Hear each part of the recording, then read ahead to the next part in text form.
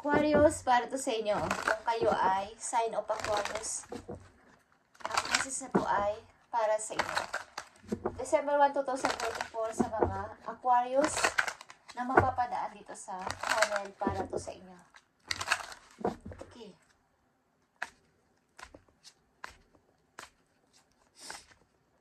Kung sa man kayong dako ng mundo ngayon guys is pagpalain kayo ni Lord sa inyong mga ginagawa. Okay. Aquarius.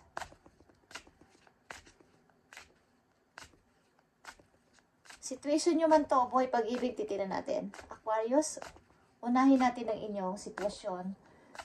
Sa inyong kasalukuyan, Aquarius. At mamaya natin ito babasahin, okay?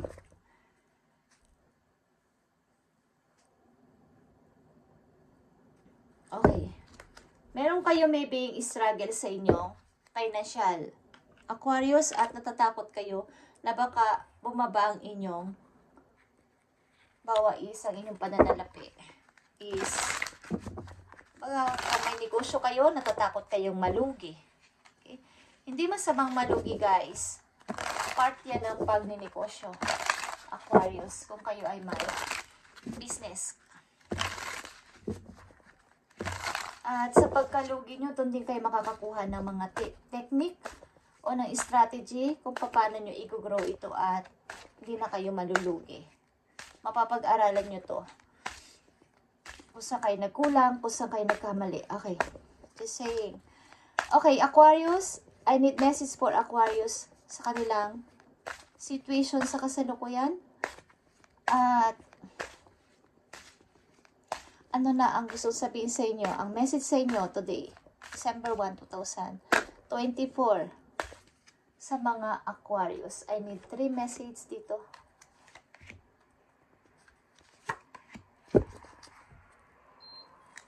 Meron dito yung judgment. The last judgment. Yeah. Ito na yung pagdidesisyonan ko. Ano ba to? Pagdidesisyon ninyo, Aquarius?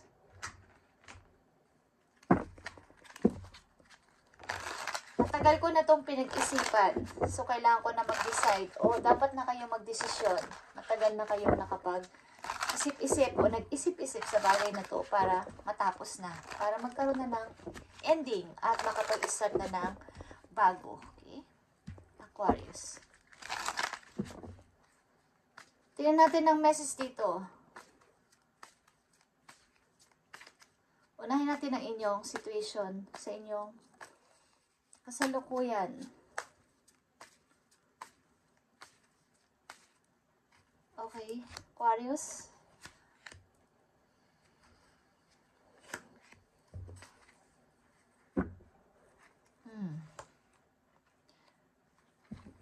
Mga natapos na relasyon o may natapos na relasyon. Aquarius, tingnan natin ang inyong situation. Queen of Pentacles is here. And King of Cups. Yeah. Meron ditong couple. But ang couple na to ay hindi okay. Merong matagumpay na sa trabaho, may matagumpay sa negosyo na person dito. Mukhang maayos ang pananalapi, maayos ang kabuhayan, but may tao dito na hindi, hindi okay ang inyong relasyon sa pag-ibig. Kung kayo ay nasa pag-ibig at kayo ay may karelasyon, hindi okay at parang wala ng passion. Wala ng passion ang pag-ibig na to. Kumbaga yung iniingatan ninyong dating masayang pagsasama o pag-ibig ay nasayang.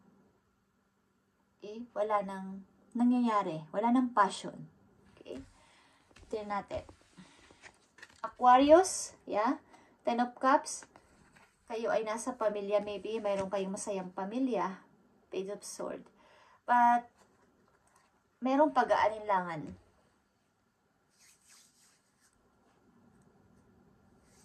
Maybe meron na kayong asawa ang ilang Aquarius na nandito sa reading, but merong pagdududa, merong di ko alam kung kayo ay lalaki o babae kayo guys, but meron kayong mga inaalam about sa inyong partner, inuutusan na person, o may tinatanong-tanong about sa inyong partner. Okay? O nagdududa kasi kayo sa inyong relasyon.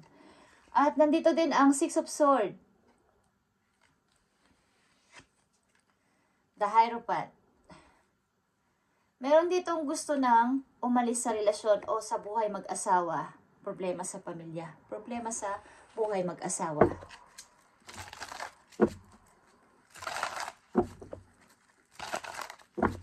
Ang ilan sa inyo ay nakatutok sa trabaho at hindi nyo na namamalayan na ang ilan sa inyo ay wala ng time sa pamilya o sa inyong relasyon.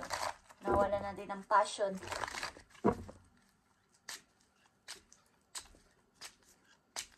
Meron ditong gusto nang umalis sa relasyon o gusto nang gusto na makipaghiwalay, okay? Aquarius, may nagtapos na dito. Naghihintay na lang kayo, may usapin kayo sa naghihintay na lang kayo ng pirmahan o something na yung pagkakasundo, ito kasi ay the last judgment ang inyong first message. Okay. May usapin kayo na tapusin na natin to. Magkaroon na tayo ng pirmahan. Okay? Hindi man to divorce or magkaroon na kayo ng kasunduan para dito. Tingnan natin ang message pa dito. Meron dito hindi na magkasundo na mag-asawa.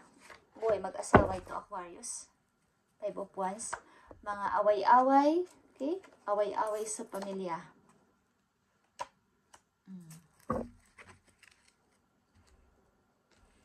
Meron kasi sa inyo na ang isa sa inyo ay magaling gumawa ng money. Kumbaga, ibig ko sabihin, siya yung nakakataas sa trabaho, mataas ang sahod. So, hindi nagkakaroon ng pagkakaintindihan sa tahanan sapagkat may isang malakas. Okay? King of Pentacles. Nandito din ang King of Pentacles dito. Okay. Meron ditong dalawang king and isang queen. Yeah, guys. Meron ba ditong third party? Guys, may mga tauhan dito. Queen of Swords. Yeah. Mukhang wala na kayong usap-usap ng inyong karelasyon. At ang ilan sa inyo ay sinasaalang-alang na lang ang may mga anak kasi kayo, ilan sa inyo nandito sa reading at gusto nyo na lang makialam dahil mayroong kayong anak ng person na to. Four of Wands. Usapin sa pamilya, usapin bilang mag-asawa. Sapagkat ito ay mayroong kayong anak at maaaring meron kayong pinag-uusapan dito sa kung sino ang hindi ko alam kung sino ang mag-aalaga ng mga bata. Okay, may usapin kayo sa conjugal ng inyong mga anak. Usapin, buhay mag-asawa. May aalis dito, guys. Tingnan natin ang message sa inyo, Aquarius, sa inyong situation. Message sa mga Aquarius. Maaring ayaw mo nang kausapin ang tao na to. Or isa sa inyo, ayaw nyo na makipag-usap sa isa't isa. Message for Aquarius. Meron ditong Death, okay? At Tower. The relationship is over. Okay, guys? No second chance. Ito ay final decision. Ang tapos na ay tapos na. Ang tapos na ay tapos na. Kaya nasayang ang invest na pag-ibig, nasayang ang mga ininvest na emotion sa relasyon na to. Nasayang ang lahat. Aquarius, okay. May nagsasabi nito. Tingnan natin. The relationship is over. Nagtapos sa relasyon. Guys, Hammer is here. Mayroon ditong gustong i-fix ang relasyon o gusto ulit parang i-rebuild ang relasyon na to. Yeah guys, meron ditong other man o other woman sa inyong relasyon ng tao na to. Maaaring ikaw to o yung person mo. Meron kasi sangkot na ibang person. At like I said, meron ditong mas mataas ang sahod kaysa sa isa. May mataas ang posisyon sa trabaho kaysa sa isa. So merong complex sa inyong relasyon. Tingnan natin ang mga message pa dito, guys. Ang mga Aquarius na nandito sa reading, o Aquarius na nandito sa reading ay napaka linaw ng message na ito ay problema bilang mag-asawa na nagtapos na. Relationship is over. At may pag-uusap kayo na maaaring involved din ang mga bata dito at maaaring pirmahan o kasunduan na ito na yung final decision. Meron kayong pag-uusap sa barangay or something sa yung nag-aayos ng mga ganitong klaseng case. Okay. Judge or what? Abogado or what? Okay. Aquarius, tingnan natin ang mga message dito para sa inyong relasyon. Yeah. Boundaries is here. You need to teach people how to treat you by being clear on what you will or won't allow. Okay. Gusto mong turuan ng person nito o vice versa na i-treat ka ng para sa'yo. Yung trato na ibinibigay mo, yun din ang trato na ibigay sa'yo. Okay? So, magkakaroon muna kayo ng boundary sa isa't isa. Something na maglalayo kayo ng yung person, Aquarius. May marriage ditong involved sa inyong reading. Maaaring ang isa sa inyo dito ay mas pipiliin ang karir, mas pipiliin ang magtrabaho na lang kesa panatilihin pa ang relasyon na to na wala ng passion.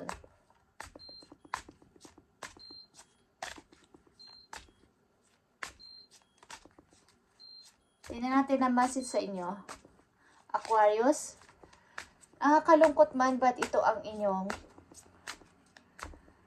nangyari sa inyong relasyon is ano na lang ang dapat ninyong gawin kung ito ang nangyari o nangyari na sa inyong relasyon. Aquarius, tingnan natin. Anong advice sa inyo? Okay, nandito ang hummingbird. Lightness, Aquarius. It is a time for you to pursue your dreams with determination by doing this. You will make them a reality. Joy is just around the corner, but you have to believe that it's possible to manifest your vision. Stop waiting and doubting. Okay, guys. Maring dahil sa nangyari ay nahihirapan ka na buuin ulit ang iyong sarili at i-rebuild, mag-build ulit ng bagong ikaw. So, ito yung time kung maririnig at mapapanood mo ang video na to na i-pursue mo ang iyong sarili para tuparin pa rin ang iyong pangarap kahit na natapos na ang relasyon na to. Ang pamilya na to is ang kaligayahan ay nasa paligid. Okay? Huwag ka magmukmuk kung natapos ang relasyon na to at meron pang naghihintay sa iyo magandang pasimula. At kailangan mong maniwala at i-manifest ang iyong gustong mangyari sa buhay. Huwag ka nang maghintay ng napakatagal at magduda. Okay, Aquarius?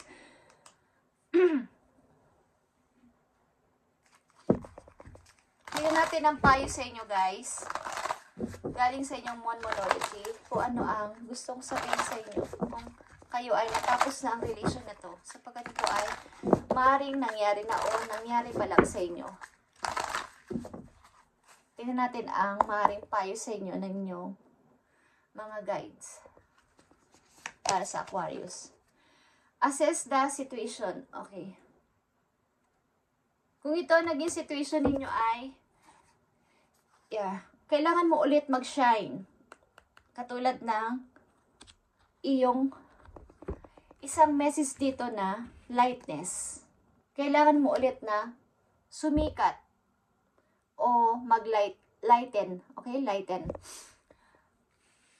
Kumbaga, tapos na itong situation na to, kailangan mo nang tanggapin at magsimula muli. Dahil may kaligayahan na naghihintay sa'yo. Maaring may bagong person darating sa'yo kung tapos na itong relasyon na to. At kung natapos na. Okay?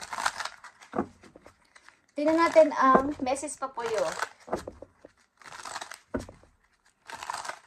Kung natapos na ang relasyon na to, may bagong kaligayahan na naghihintay sa'yo. Aquarius, huwag kang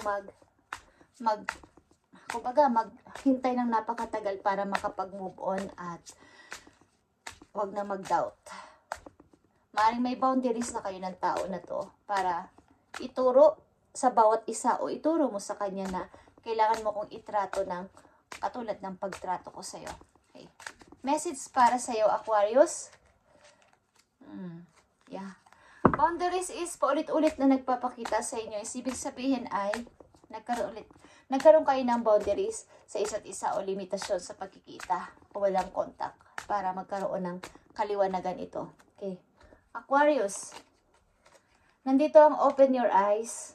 If someone shows you who they are, believe them the first time. Okay, may nagbabadyang pag-ibig maybe sa inyo. Kaya, huwag kayong malungkot. Okay. At kung ito ay galing sa nakaraan na natapos sa inyong relation, na maaaring nagbabalik at humihingi ng sorry, maaaring open your eyes at siguro pagbibigyan nyo to. But nakikita ko dito parang ayaw nyo na ng second chance o ayaw ng isa sa inyo ng second chance. No chance. Okay, tingnan natin, Aquarius. Ang message for you dito sa inyong situation.